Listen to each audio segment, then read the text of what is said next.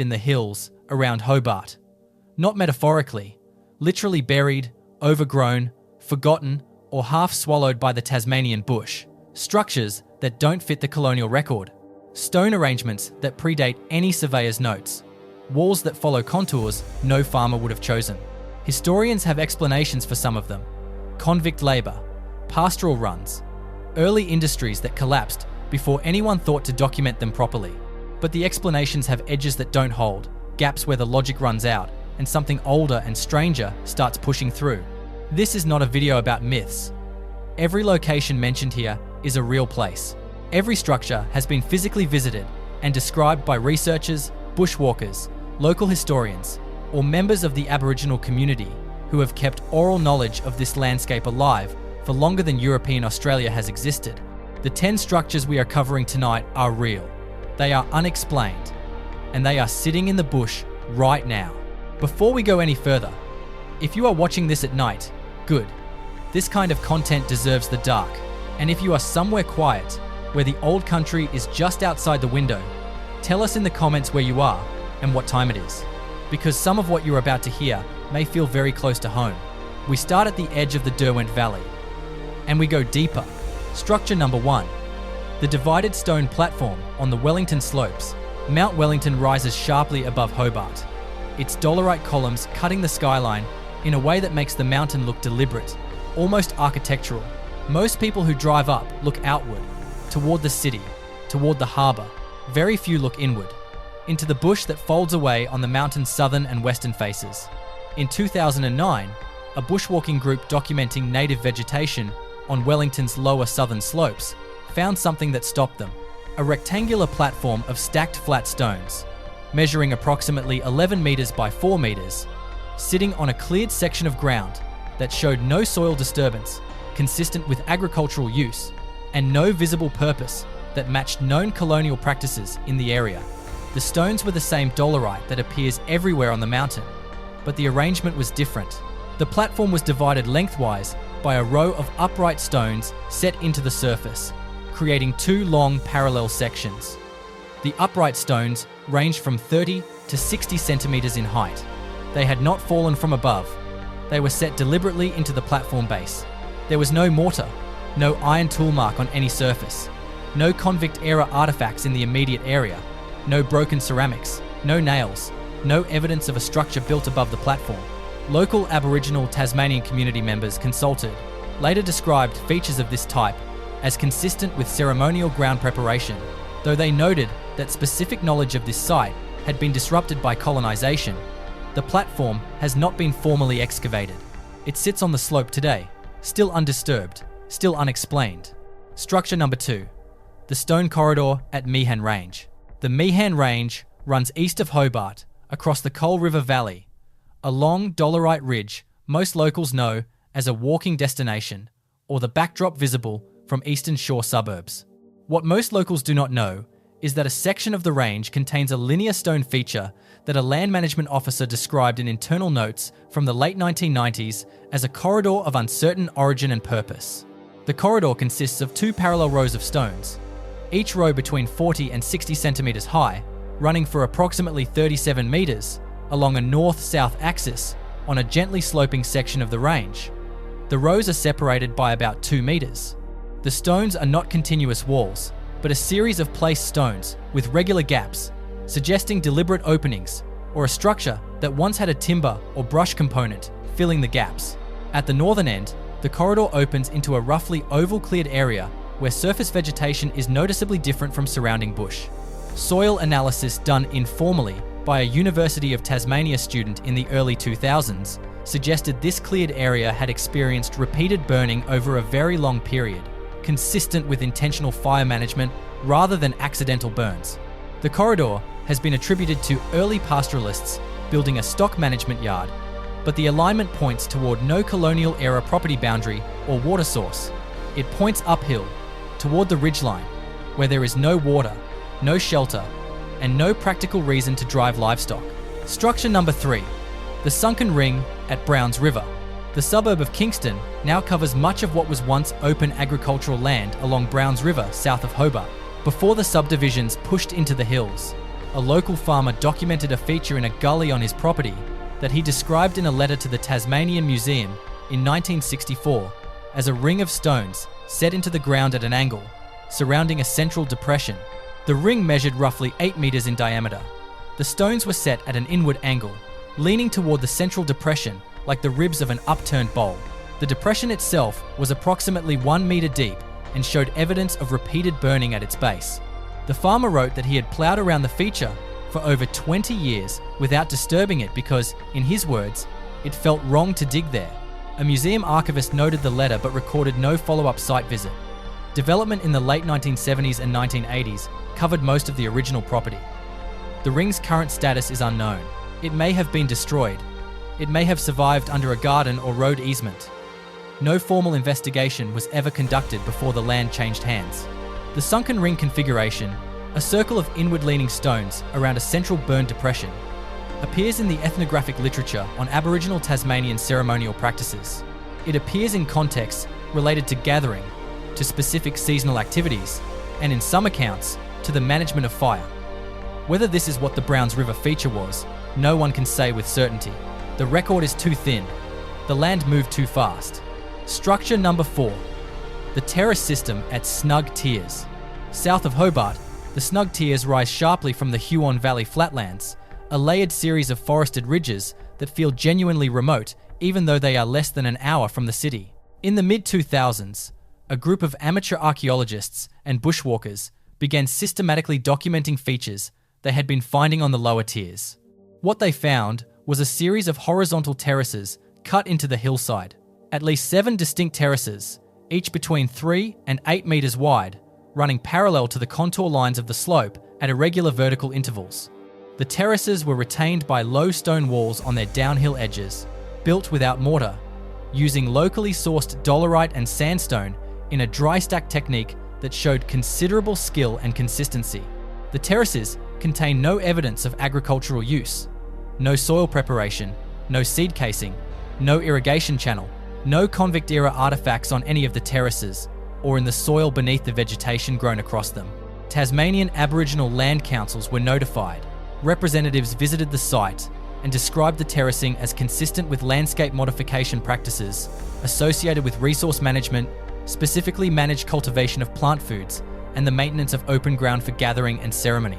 Several representatives noted that features like this were described in family oral histories as markers of specific country, places where the land had been worked and held. The terraces have been partially documented but never dated or excavated. The bush is growing back across them. Structure number 5. The standing stone on the Huon Track.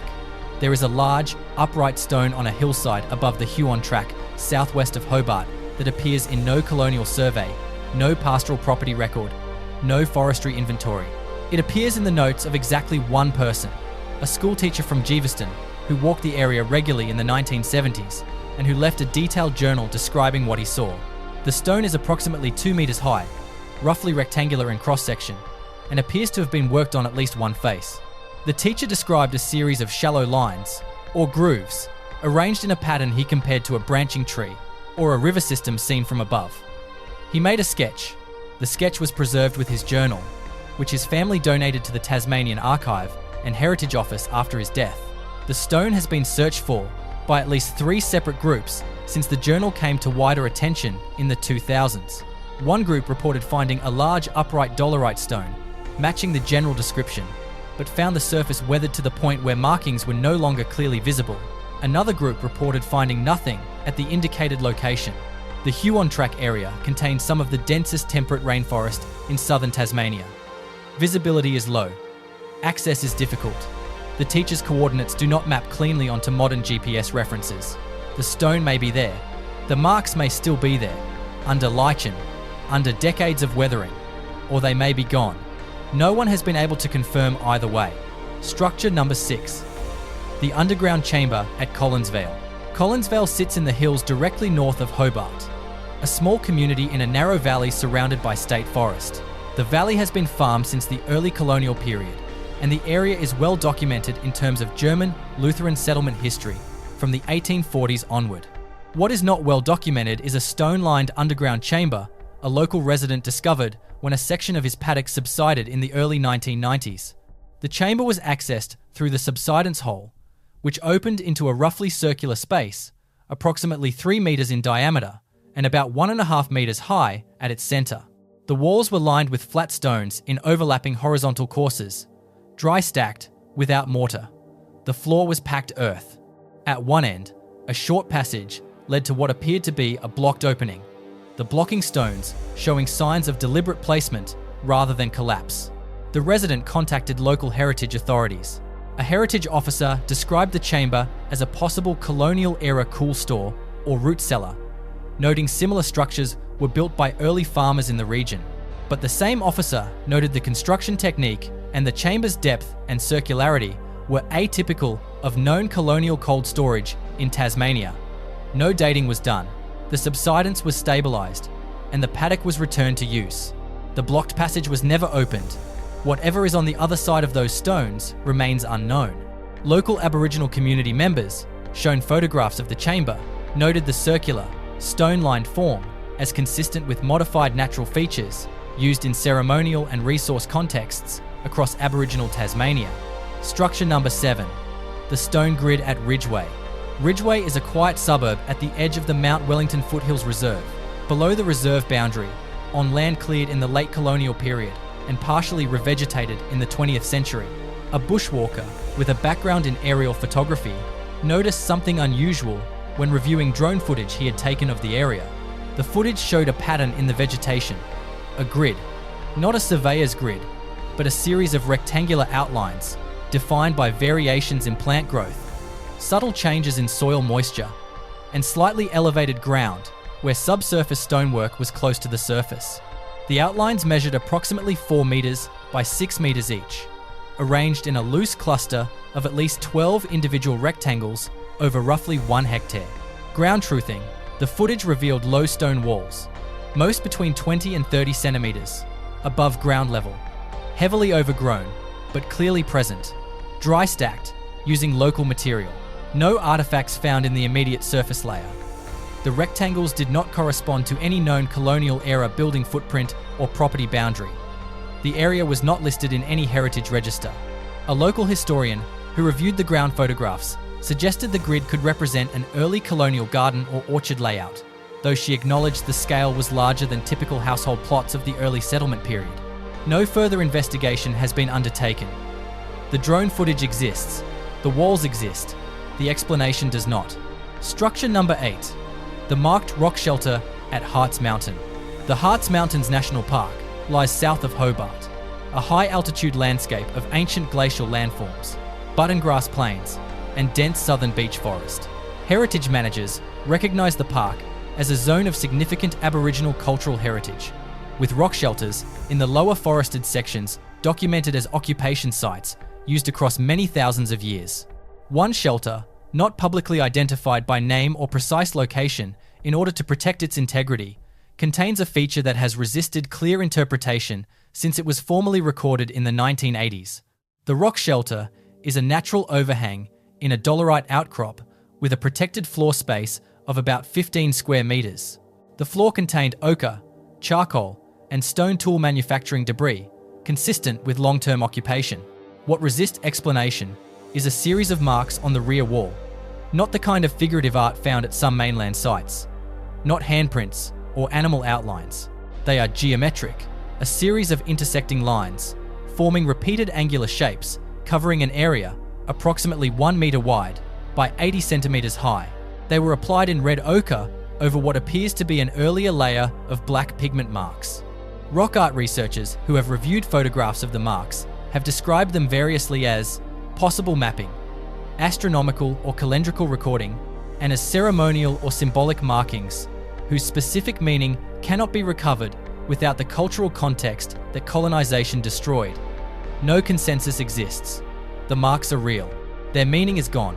Or more precisely, it lives in forms of knowledge that were systematically interrupted and that the community holding them is working to reclaim. Structure number 9. The double wall at Nicholls Rivulet. Nicholls Rivulet drains from the Snug Tiers southward through farmland toward the d'Entrecasteaux Channel. The rivulet corridor contains pockets of remnant vegetation and features that have attracted the attention of researchers working on both colonial and pre-colonial landscape history in southern Tasmania. Among these features is a double stone wall running for approximately 50 metres along a section of the rivulet's eastern bank. It is not a single wall, but two parallel walls, approximately 1 metre apart, creating a channel or passage between them. Both walls are dry stacked, between 60 centimetres and 1 metre high, and built with a consistent style, suggesting a single construction event rather than multiple periods of building or repair. The interior of the channel shows clear evidence of repeated burning. The soil between the walls is darker than surrounding soil and contains charcoal throughout its depth at multiple sampling points. Whatever happened between those walls, it happened repeatedly, and it involved fire. Colonial use of double stone walls for stock management is documented in Tasmania, but the orientation of the Nicholls Rivulet feature serves no stock management function. The walls do not enclose anything. They do not guide anything toward a gate or a yard. They run parallel to the river and then stop midway down the bank, leading to nothing visible at either end. One interpretation offered by an Aboriginal Tasmanian cultural heritage practitioner was that the double wall with fire configuration was consistent with oral tradition descriptions of prepared corridors used in seasonal burning practices, creating controlled pathways through which animals could be guided and managed. This aligns with documented fire stick farming practices across Aboriginal Australia. But this is interpretation. The walls have not been dated. The burning layers have not been formally sampled. Structure number 10, the alignment at Calvert's Hill. We come to the last structure tonight, and it is the one that leaves the clearest impression. Not because it is the most dramatic, not because it carries the most academic controversy, but because of what it suggests about the landscape as a whole. Calvert's Hill is a modest rise east of the Derwent River, northeast of Hobart, now surrounded by suburban development. Before the development came, the hill was farmland. Before the farmland, it was bush. And in that bush, prior to a development survey in the late 1980s, a surveyor recorded in his field notes a line of stones extending from the base of the hill to near its summit, along an alignment that matched, within a few degrees, the direction of the midsummer sunrise, as seen from the base. The surveyor was not an archaeologist. He noted the alignment as a curiosity and moved on. His field notes were retained in a surveying company archive and came to the attention of a researcher interested in Aboriginal astronomical knowledge about 15 years later.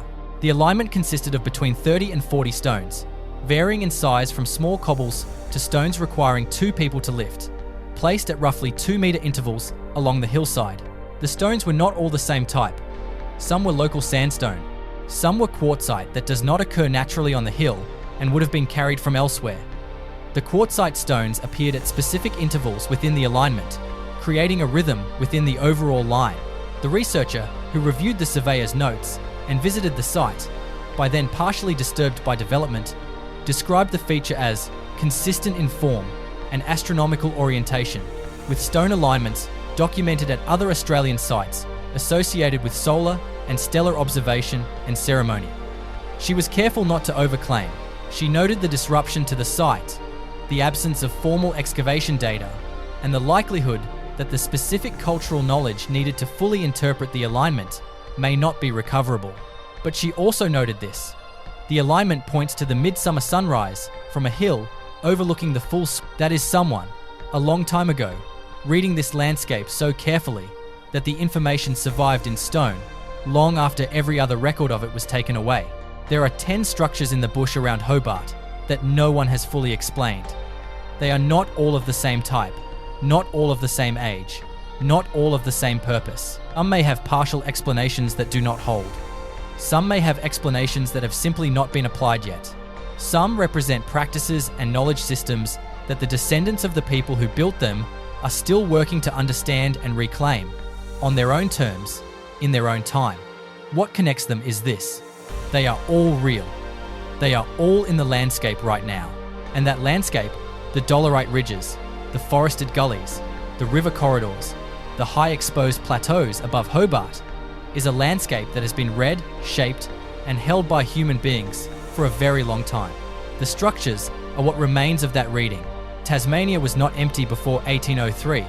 It was full of knowledge, full of practice, full of relationships between people and country, built and passed down across tens of thousands of years. Fullness was assaulted by colonization with a deliberate ferocity that left gaps in the record which may never be fully recovered. But the structures remain, the stones remain, and the people remain. The Palawa community of Tasmania, still here, still connected to this country, still working with it and for it. None of the 10 sites in this video are signposted. None appear on any tourist map. Several are on private land or within protected reserves where access requires formal written permission. That is deliberate. These are not attractions. They are evidence. And evidence, when it is fragile and irreplaceable and old beyond easy reckoning, deserves more care than a car park and an interpretive panel. If you want to understand these structures better, start not with amateur archaeology, but with the voices of the Aboriginal Tasmanian community, not a historical footnote. They are the living holders of the deepest knowledge of this landscape on Earth. We will be back with more from Australia's most unusual and least understood places. If tonight's video left you with questions, leave them in the comments. If you know something about any of these 10 sites, or if you have found something in the bush around Hobart yourself, we want to hear about it. Subscribe to follow where this research goes next. And take care out there. The bush holds more than most people know.